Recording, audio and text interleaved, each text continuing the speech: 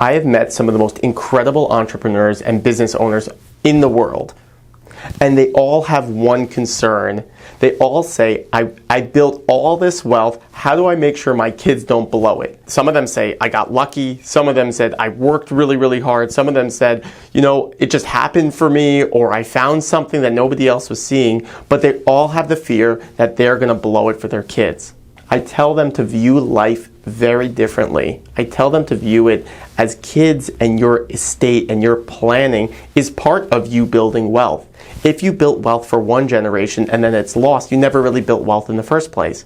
So how do you pass that? How do you make sure your kids don't spend all that money? How do you make sure they don't come out spoiled? So the design and building your wealth has to have your kids, has to have your charities, has to have everything that you matter, that really cares for you, involved in the process.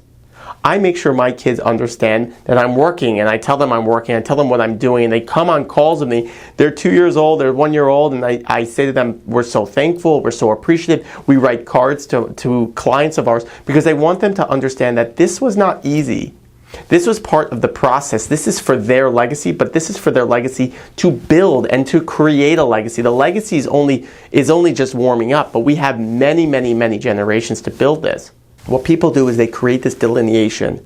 They want to build the money, and then they want to hand it to their kids, instead of they want to build it with their legacy, putting their legacy as part of it. Making sure that your kids are part of the problem, and part of the solution, and part of the challenges, and part of the overcoming of obstacles is the way to build resilient riches. So what I did on the first example was I put everything on a spreadsheet and I walked through my son, who's 2.5 years old, and he doesn't even know what I'm talking about, and my wife, and my parents, and my charities, all to what I have. And I said, this is your portion, this is your portion, this is your portion. And this is what we're working towards together. The more we work together, the better we'll do. I collaborate and I bring everybody together.